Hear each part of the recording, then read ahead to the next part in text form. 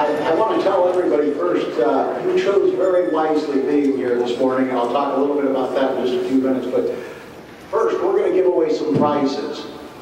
Everybody got their name in the basket over there? Well, while she's getting that, I just want to talk a minute about the show. The exhibitors have been working very, very hard. We've got a great show for you this year. There's about 170 exhibitors. He is a senior vice president with the Brother Company and has been for 29 years. The products that this man has brought to market is basically a who's who of brand names. And with that, I'm going to get off of here and introduce to you Mr. Dean Schulter.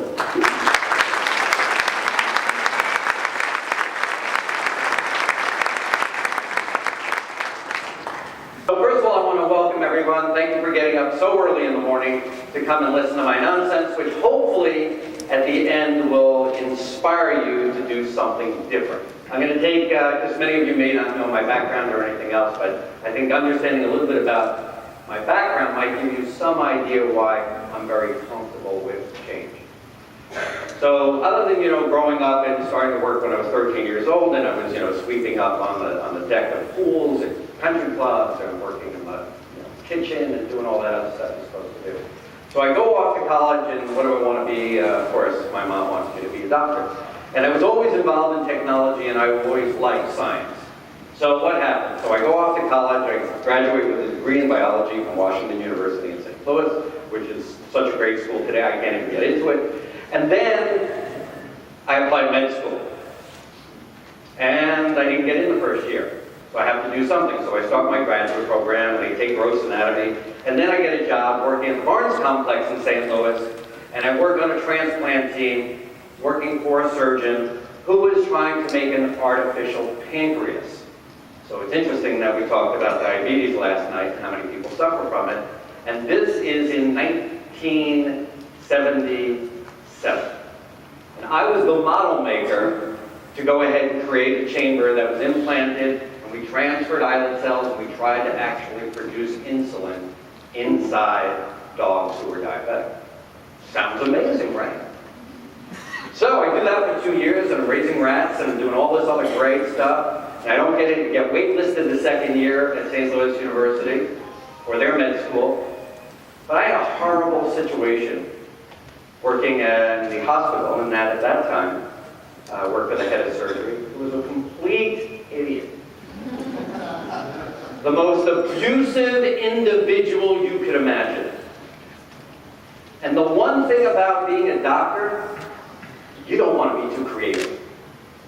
And I was the most creative doctor. All you had to do was show up, be able to talk, and I think I can do that. And 90 days of training in classrooms, 90 days in the field, and then you had 90 days to prove yourself. We worked on a draw against commission. I made $500 draw, $500 in salary. And you didn't have to worry about getting fired, because if you didn't make a number in the first 90 days, you just didn't come back to the office. So Walton City, and my territory was 57th Street to 63rd Street, the east side. That's somewhere between 3 and 4 million people in 1 million doors in these very tall buildings. So I would go into a building first thing in the morning. And by the way, I had to push the copier down the street. This was a 200-pound copier on. This is me, my first polyester. Go, okay, you have two choices. Actually 3, but I really don't choose 2. You start the first floor, go to the 30th. Or you start on the 30th and come to the first. And that's how I spent 3 years. All right? Today we have a good balance between mass and whatever. But what I want to tell you about my background is that you can see how many personal changes I've made in my business career. My personal life, that's a little different. But in my business career, I've made huge changes. So the whole point of today is to talk about opportunities for you to look at things differently. Because at every step along the way, whether it was deciding if I was going to open up the belly of a rat, or I was going to end up making a model, or I was going to push a copier door to door, or I was going to try to introduce a new product, or sell these things from the 30th floor to the first floor, every day I had to decide to change who I was talking to. When you look at the people in this room and the age of the people in this room, you see two things occurring. Number one, most of us were born right around the time of the introduction of the transistor. that changed the entire world. That one small device changed the entire world. That's why we're here today. And look at all of your products. 10 years ago, a little thing called Facebook started. Now all of a sudden we have this social environment that now the world has become down to something that's on a 12-inch or 14-inch or a 19-inch display. We can reach anyone in the world today. How many people Skype when they have relatives or overseas? Right? So what I want to do is I want to show you a quick 3-minute video. As many of you look at our golden years and thinking about retiring or passing on the business to your children or selling to the next generation. So I was fortunate enough about 2 months ago to meet this gentleman. His name is Ron Johnson. He's had a number of jobs, last at JCPenney, but for 9 years he worked directly with Steve Jobs to create the Apple stores. We spent some time together talking about what is so special and what was his vision about creating a retail operation and what makes the Apple stores so interesting. Every one of you in this room has superpowers. You may not know what they are, but you all have superpowers. Each and every one of us possess a certain quality that someone else doesn't have. That makes you an individual. And part of what today is to have you realize that you have to nurture that superpower. And if you don't do that, then you're missing out. You're missing out on having not only a better life, but a better business. So when we look at it, if everyone has a superpower, so to believe that you don't have superpowers is truly, truly selling yourself short. Selling everybody else, but you're selling yourself short. So when we look at that, it's important to understand that the people in this room, and I'm doing this because I want you to understand how important you are, is when you look at it, 64% of all new jobs are created by entrepreneurs. Well, we lost one for business. A home-based business represents 52%. I think what's most important is women own more than 7.8 million small businesses. Congratulations to all those women.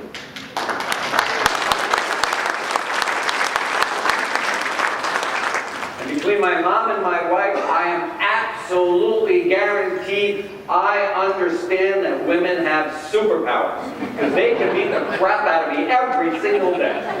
My mom did it, my wife does it, and we love them forever for it, right? Most businesses don't make it past 3 years. Many businesses don't make it past 5 years. You just see Google, Harley Davidson, Mattel, all started in a garage. People who think differently. This is again some of the point today. If you think that the future, and this is why I spent the time showing you that video, if you think you can do in the next 3 years what you did in the past 3 years, I'm telling you, it will not work.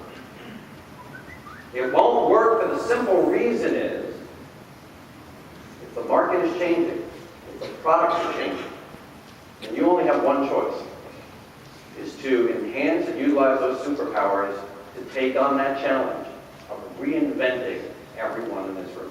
You have to reinvent yourself. You can't be who you were yesterday in business. Not talking about person, I'm talking about business. We're going to talk about some examples of Gates and all of the people that have been involved in change and creating something. You know what they all have in common? They're all nuts. They're all nuts. I don't know if most people know who this is. Now, this guy is nuts. Right? Dream more than others think is practical and expect more than others think is possible. And if you're not thinking this way every single day, then you're not using your superpowers and reaching your maximum potential. There's a term sometimes that I use, constructive destruction. What this means is, and I do this, the people at Brother kind of know this, every day I wake up trying to figure out what I can break. Because I know if I break it, I can make it better. not taking something that's good and try to make it better. You have to literally look at what you're doing and break it. And the main reason is, if it isn't broken, you better break it before your competition does. Now that could be for the manufacturers, it could be for all the people in the retail business. Most of you don't have exclusive territories. Most of you have territories where you are competing and you have multi-line brands. One of the things that I think that we really have to think about when we talk about construction deconstruction is, what are you doing to change the way you address your customers and you address your business? So you're ready to make some changes. Charles Darwin, a little old, but still a flexible. It's not the strongest of the species that survives, nor the most intelligent that survives. It is one that is most adaptable to change. And if you want to make enemies, this is my #1 credo at the company, by the way. If you want to make enemies, try to change something. So if you look at all of the people that do something different, you'll notice that there is a little bit of a pattern. That they go ahead and they create some new process, they create some new product, they create a new team. Finding good retail help is really tough, right? Really tough. And create a new way of thinking. Because that you have control over. Right? You may not have control over your customers, you may not have control over your manufacturers, well, some of you do. You may not have control over your competition, but you definitely have control over yourself. And this is a different way, because the key to change is to let go of fear. They're like ghosts many times. That fear is between your 2 ears. There's nobody in front of you, bugging you, threatening you. That fear just is in your head. So how do you go ahead and reduce that fear? That's a real challenge. Never, ever have your salespeople say, "Can I help you?" And this is the reason. Some of you heard this last night. People who come to you drive 20, 30, 40 miles, many, many times, right? Not unusual. Do you think that you did something to engage your customers to get off their couch, drive 30 or 40 miles, come into your store, and then you say, "Can I help you?" And the person says, "No, just looking." They came to your store because they want somebody to sell them something. They want somebody to give them a reason to take out their credit card or their cash or their debit card and buy something. But there's only one individual who can do that. You, the retailer. So if you're busy shuffling around and redoing the shelves, the customer comes in and they say, "Can I help you?" The answer is no, and then they may walk out. Maybe they just buy something insignificant. We'll talk a little bit about it. Because nobody knows what their own house looks like. But if you go into somebody else's store, what do you say? "Oh, I would have set it up this way. Look at this over here. Look at this. There's dirt on the floor there, and that's not a good presentation. I do that." They walk into their own store, come back. There's a towel hanging there. Their underwear is up on the shelf. They got an old ham sandwich laying on the desk from 1947. This is not a good experience. This is not a good experience. Now, you don't have to spend a lot of money to remove that ham sandwich from 1947, right? You don't need a lot of money in order to do your laundry that day. It's kind of strange, so you got to think differently. And also, make sure that you look through the eyes of the customer. That's the whole point. You are all consumers. When you go and buy a car, you have many dealerships to buy from. You have many different automobiles to buy. And you really like buying from a crappy salesperson who kind of abuses you, neglects you. Now, of course, nobody in this room ever does that. I know that. I hope that you're treating them better than your family. We all say, "Oh, we're a family." I don't know, most families are a little bit crazy. A little bit crazy, most families are. We talk about, again, many of the times when you send out an email, when you send out a promotion, when you send out a notice to your install base, right? So I get a lot of them. My question to many of the dealers is, did you read this? What do you mean? Would you read this and get off your couch and drive 40 miles to my store to buy something? So my question is, would you really get off the couch if you receive that message for whatever hobby you have? You get in the car and you drive, and you walk into the store and you're energized. But yet, again, we don't think about the end user, we think about sometimes what we think is what people want to hear. But you're in the business of selling. So you better give our people a reason to come to your store. You better give them a reason to buy something. Anyone here ever been in an Apple store? There is not a better experience in the world than walking into the Apple store. Like how Ron Johnson did an unbelievable job. Now again, they spent a fortune on it, but you don't have to do it, but it's clean. It's engaging. The people are engaging. The product is great. Just like the products you sell are great. They're easy. They feel comfortable. They give you an environment that makes you want to buy. So Bob Phipps came, and he's the retail doctor, and he made one comment. And some of the people at Brother kind of embraced this. And he had a woman put this in the window of a store. So, watch the pic. So when I stand here today, did anyone notice my shoes or notice my shirt? Anybody try to think about themselves? I wonder what that means. I wonder what he's thinking. Is that a new license for them? What is that? You know what that is? Absolutely nothing. But this is my intention. My intention was, and I do this all the time, by doing that, I've already engaged every single person in this room.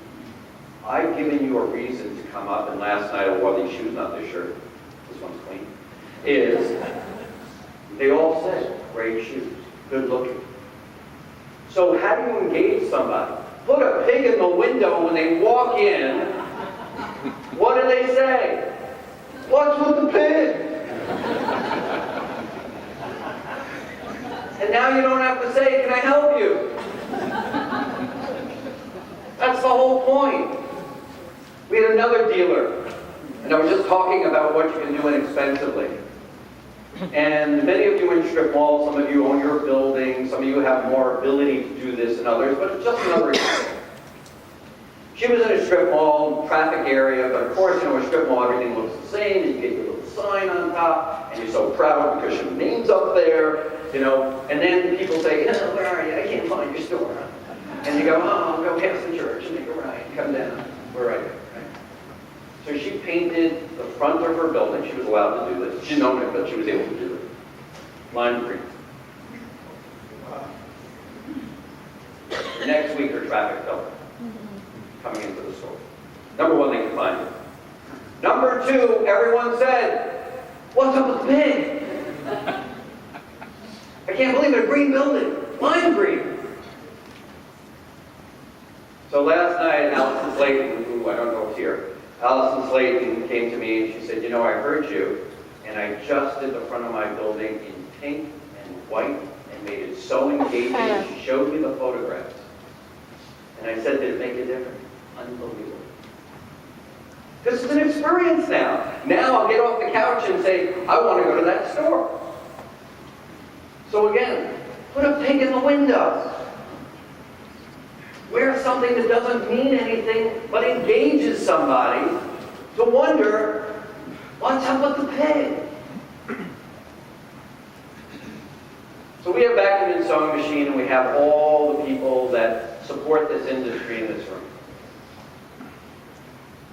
And I say that experience that you have to create is all about creating that aha moment, right?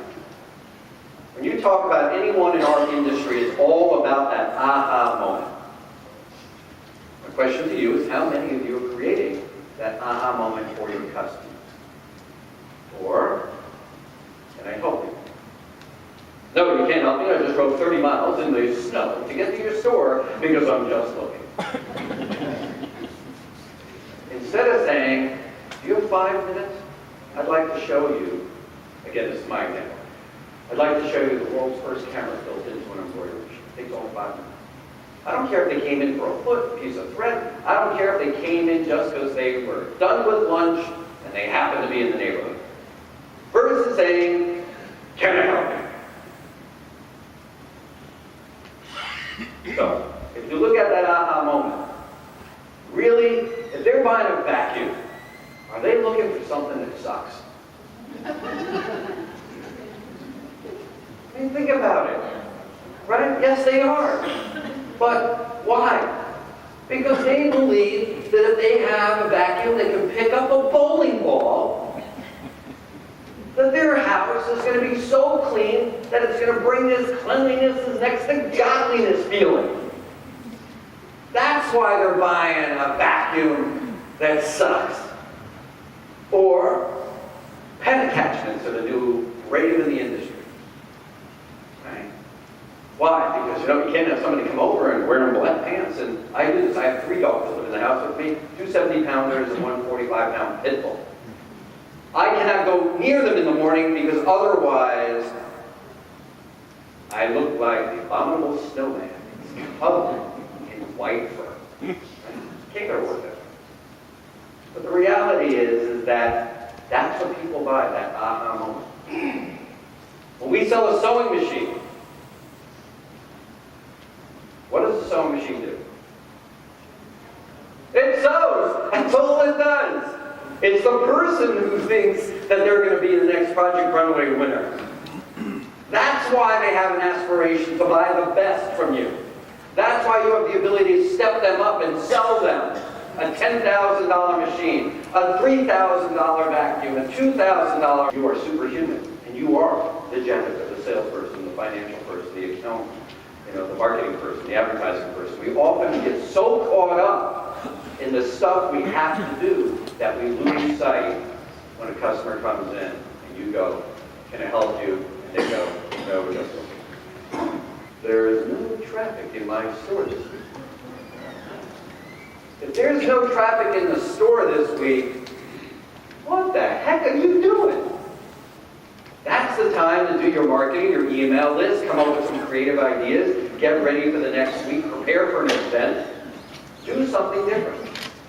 People lay out their store based on, again, not thinking like a consumer. There's a reason there is milk in the back of the supermarket. Because they force you to walk through the entire store to buy something that you go to at least twice a week. The most important thing that you want to sell is in the back left-hand corner, away from the cash register, and 9 out of 10 people will not even know that you sell that stuff.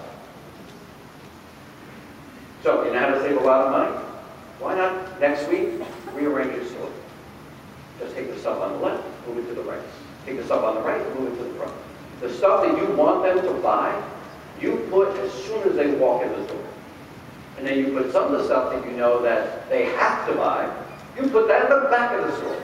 And next to the service area, you put a new machine with a big sign that says brand new for 2014. Here's an example where, this is in a brother store. There's nothing wrong. But here's an example of where you have the, and what we tend to do is look at blue screens. Do you know that blue screens are probably some of the hottest items today on the store? 4 out of 5 BBDA dealers, they carry a blue button in their pocket. And after a while, didn't they have a big blue dot, and you looked at it, and it changed your future? It had something like that. So, the other thing is, with most of the manufacturers, or yourself, you're running promotions all the time. And where do you put most of those promotions? Right next to the machine that is being promoted. However, what's it on? Let me show you. Or take the materials that you create, that the manufacturer supply you with, and put them in the high traffic areas, and make sure when you approach them, you don't say, can I help you? You say, we have a promotion going on today. Can I show it to you? 5 minutes, that's all I needed. There's amazing features in this. So this was in the paper actually on the way here. I thought this was pretty amazing because I showed you 2 pictures. And I challenge every dealer to answer the question in your own mind, is we like to give the full experience, we say to our customers, that they can find anything. But have you ever calculated the square foot and how much profit you make from those different areas in your store? Because that will tell you that you should put one more machine in your cash register and take this entire wall of stuff. Look at this. This is in USA Today. And you probably can't see the bottom, so I'll read it. The top says, which are you more likely to know at any given point? By the way, this was a survey of 1,100 small businesses. 53% said how much money my business made last month. 47% so that at any given moment, I know how much I weigh. You know the one thing that drives me nuts, and we're almost finished, don't worry. The one thing that drives me nuts, and I understand the math, believe me, nobody understands math better than I do. Well, if I'm not making 50 points or more, I'm not making any money. Do you know I did a promotion for Brother, and we gave away Visa cards. And the Visa card said, I'm going to give you 20%. That was it, just 20%. Of what? Of what? So again, I'm going to use the sewing area, but I'm sure the vacuum area has the same effect. Customer comes in, needs a 1/4-inch foot. You would spend 25 minutes with them talking about a 1/4-inch foot that you sell for maybe $29, you make $10 on it, but I made 50% margin. I don't know if you can write a check for margin and pay the electric company. So we say that it's not worth it. I'm not saying that you shouldn't work on 50-point margins and not sell high-end products. But to think that those days, it's all about cash flow. It's all about generating money. It's all about keeping that customer forever. Every customer you have to think about as being a 10-year customer and not buying a $29 foot, or a vacuum bag, but thinking that they're going to buy 3, 4, 5 different models from you, that when you add it all up, that's a $30,000 or $40,000 customer. But you got to start somewhere. So you won't spend 25 minutes to make $100. But you sure will spend 25 minutes making 10.